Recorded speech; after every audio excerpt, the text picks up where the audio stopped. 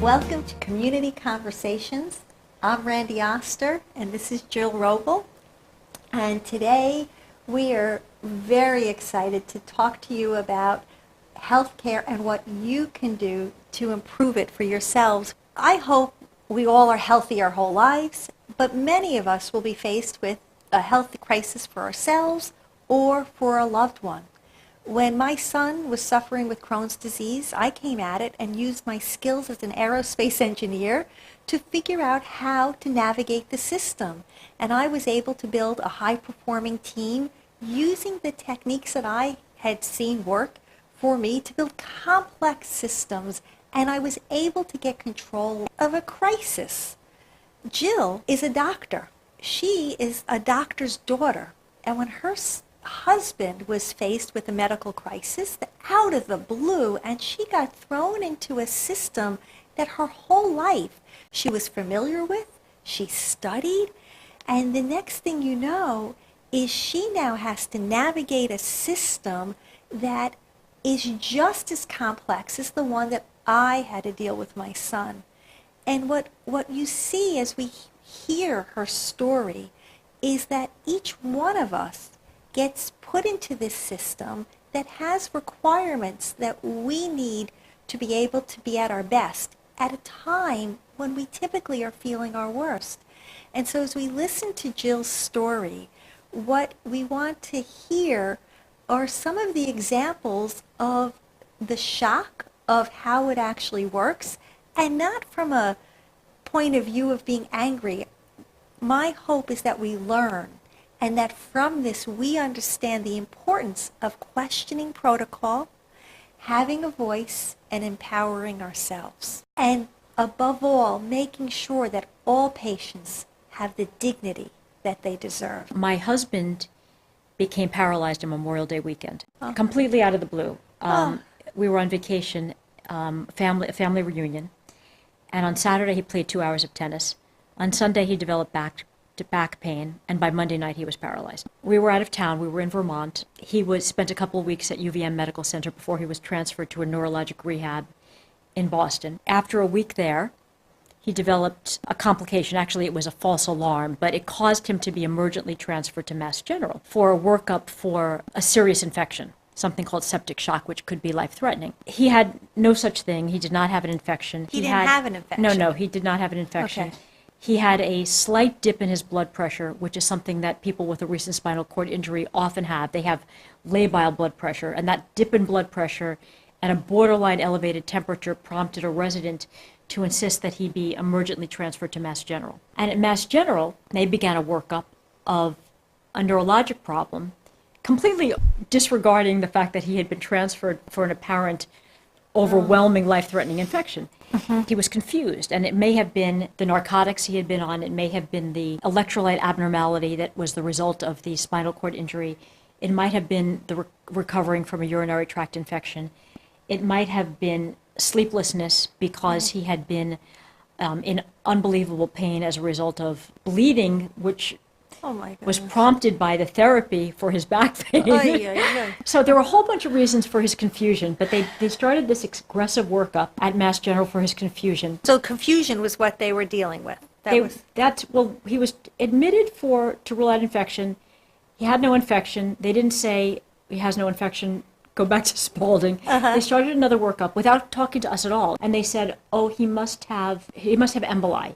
He must have something that's causing little pieces of clot to be going through his circulatory system into his brain. And they began an aggressive workup to exclude that. And what they want to do is they want to exclude a dental abscess, really unlikely cause of emboli, especially because he's not complaining of, abscesses are painful. Right. No pain, no redness, normal exam, All right, but they say he must have a Panorex. And I say, okay, well, fine, we'll do the Panorex.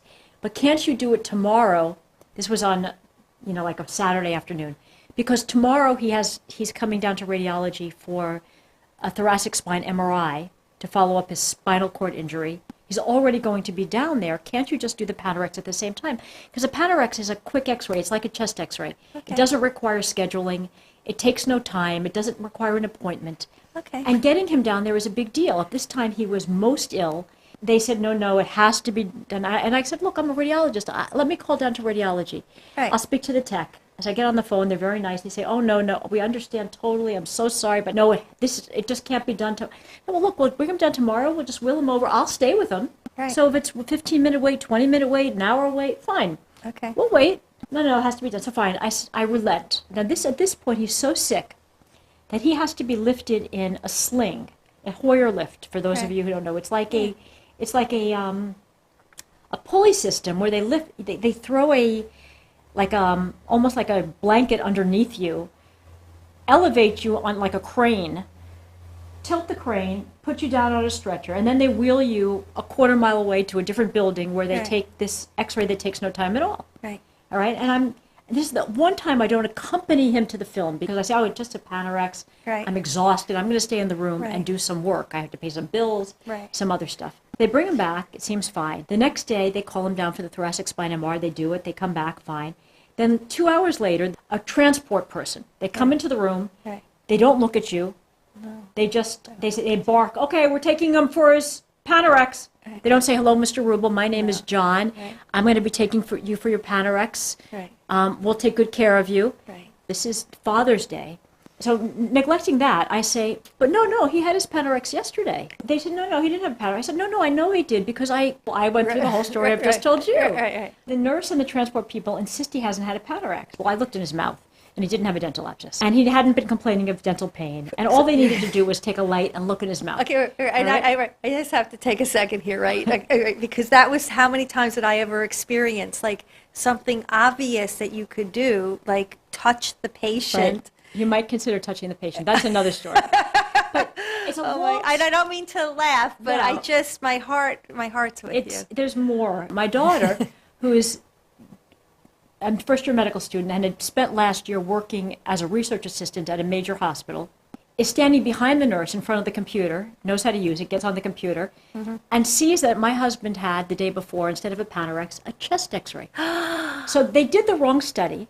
He didn't need a chest X-ray. Chest X-rays can be done portably. They bring the machine into the room. They put a plate behind you. It takes no time at all. They didn't tell you. And they didn't tell us. That they did the wrong study. Right. They insist upon taking him down again. And it's not harmful, a chest X-ray, but they didn't tell us. But meanwhile, my husband is wearing a Johnny and a diaper. Okay? And they're suspending him in the air like he's a piece of, like they would treat, the baggage handlers at Southwest would handle the luggage with more dignity than they moved my husband. And all they see is a man who's incompetent, who's confused, who's debilitated, who's impaired.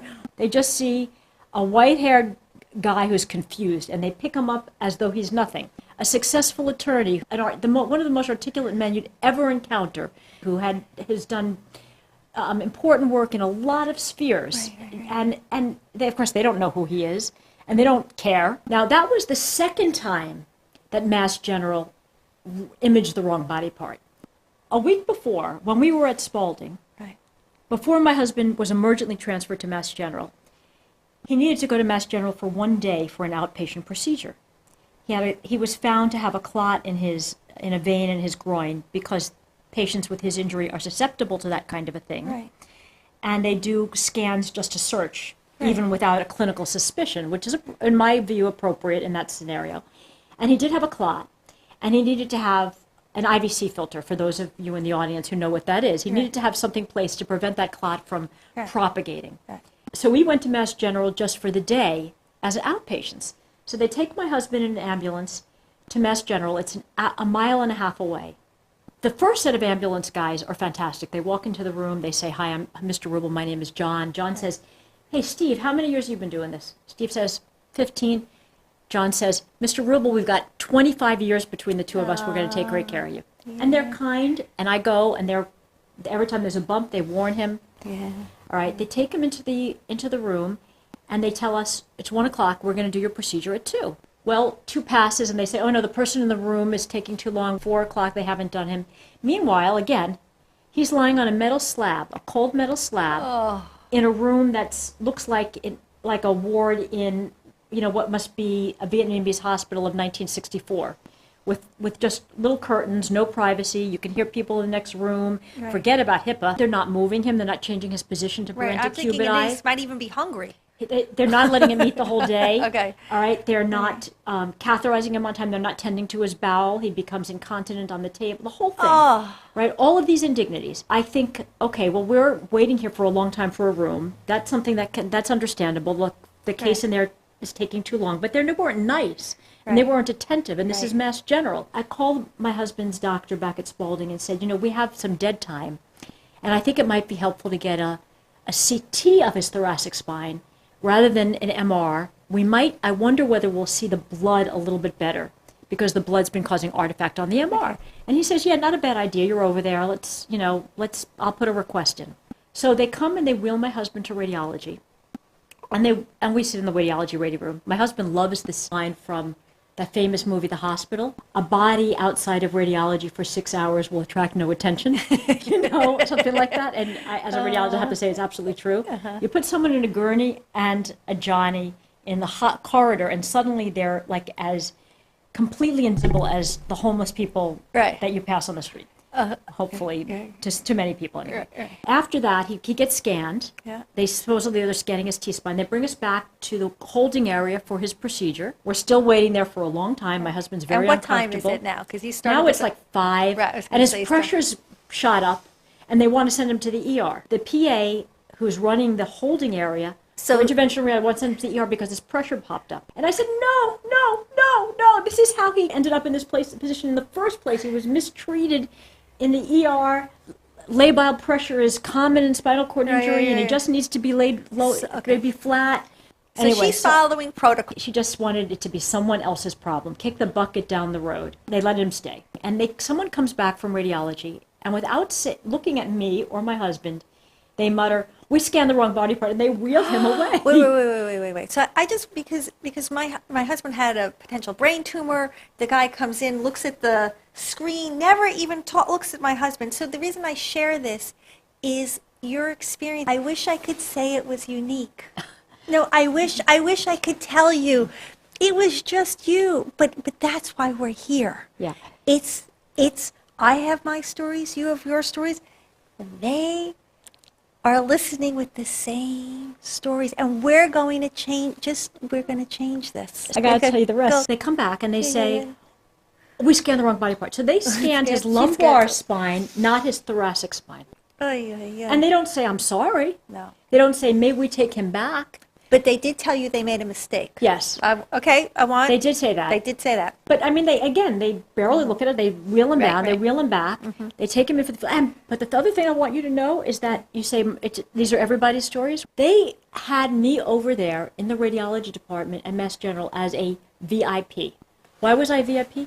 Because I'm a radiologist elsewhere, and because one of my residents' husband was an interventional radiologist at Mass General. Right. And that morning, when I learned that my husband needed a procedure at Mass General by interventional radiology, I called this person, this friend, and she paved the way, and we were on VIP status. This is VIP status. You had VIP status. I got VIP status. Can you imagine? I can't even imagine. Right. Oh, my goodness. And so when they finally finished, and it was like 6 or 7, and the whole place had cleared out, the physician who did the procedure didn't even come out to talk to me. Then the ambulance crew to take my husband back comes in, and unlike the first crew, they move him like he's a piece of luggage. They don't look at him. They don't look at me. Their badges are turned so that you can't see their names. Mm-hmm. They bounce him around. Right.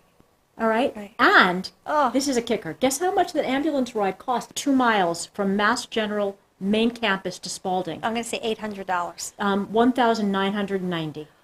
Guess how much the gas fee was? The mileage fee. I don't know. I can't hear. It was $155. Does insurance cover that? It did cover it. It initially denied it. Right. But and that's another story. That's a whole other story. They covered most of it. We'll have to come back for another time to do an insurance segment. But I think it's covered all but $100. Okay. But let me tell you this. This is another nice one. So when my husband was transferred from UVM Medical Center, where he was initially hospitalized because we were on vacation there, to Spalding, which is in Boston, that ambulance ride was basically 5 hours in a square box. I mean, they gave him morphine. He slept for 5 hours. I sat in the front. Right. It was a cab ride in a truck. Right. You know, that was thousands of dollars. I can't remember exactly what it was. Right. Thousands. It might have been $5,000. The mileage fee was $15. So the ambulance ride Right. from Mass General to Spalding, they're affiliated, mile and a Right. half away, is $155. The whole thing is $1,990. I want to take the two bills and post them in the Boston Globe. There's a lot of people are very interested in the whole medical bills, and I'm thinking you still haven't gotten all your bills yet. You haven't even. Well, I have stories about bills. Okay, but we won't do No, we won't do that We won't do today. that today. Now that I'm the wife of a seriously ill patient, I see it with a somewhat different perspective. I think I saw it previously with the empathy of a patient, with a somewhat different perspective, and also some sense of outrage. There are so many examples, but I'd just like to share this one. And you should share, because you and I are two data points that are determined to help the system, and the outrage is not unique. What we both know, and I want to hear your story, but I want to share, there are solutions, okay? I just commend you with everything you're going through right now, that you're here with me today to talk about this, because you just left the hospital. Yes. You literally drove from the hospital Yes. to come here. But My husband was glad I was coming too. Okay. In these last 4 months, I had to advocate for my husband at every juncture. For example, at Spalding, Right. I had to advocate for him, but they were willing to talk to me. They were willing to talk it out most of the Right. time. Right. We often arrived at a decision different from the original. Right. But at Mass General, it was verboten. It was, this is the Mecca, and This you know. is the protocol, and that you're right. You're going to be here. And I met the family members of the other people on the spinal cord injury floor at Spalding, one of the world's best neurologic rehabilitation facilities.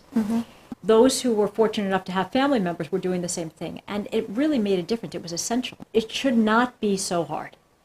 It's so hard to what? To ensure that your loved one gets good care without helicoptering. So we got to the emergency room at Mass General on a Friday night. About noon the next day, a neurologist came in with his very harsh, matter-of-fact announcement that my husband had several horrible brain insults. But he just mentioned matter-of-factly as though he was ordering his latte at Starbucks. Was he standing up or sitting down? He was standing, and he barely looked at me or my husband. He barely introduced himself. He didn't address my husband by his name. He put my husband on display in a bunch of residents, asking him questions he knew he wouldn't be able to answer. My husband's a brilliant attorney.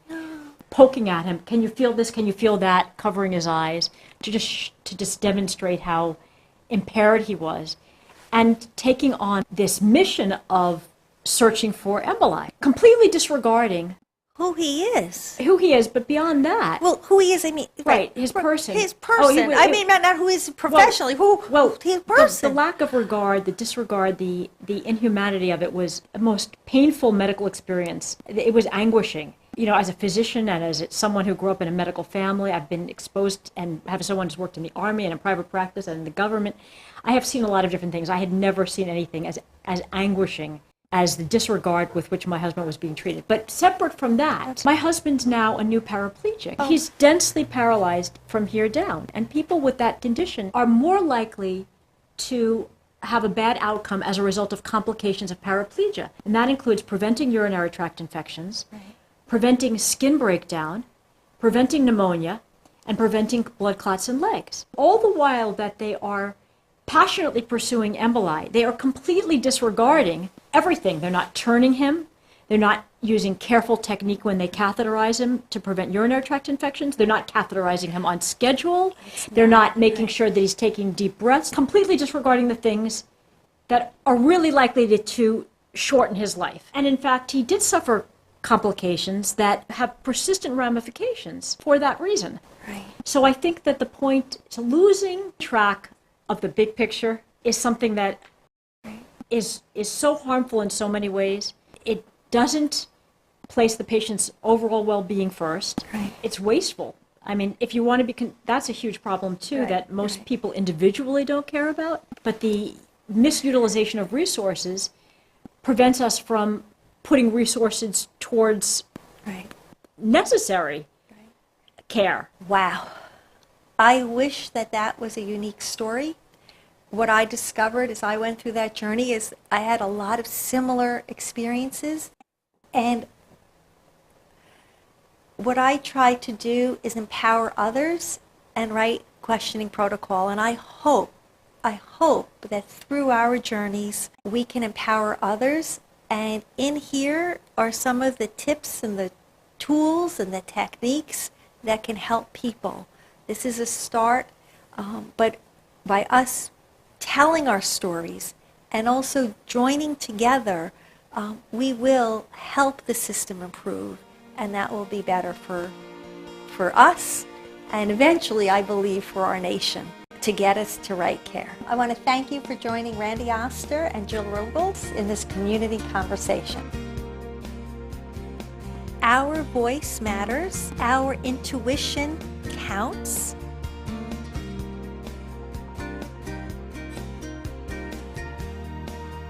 And sacrificing their dignity. I'm not sure exactly what the solution to all of that is.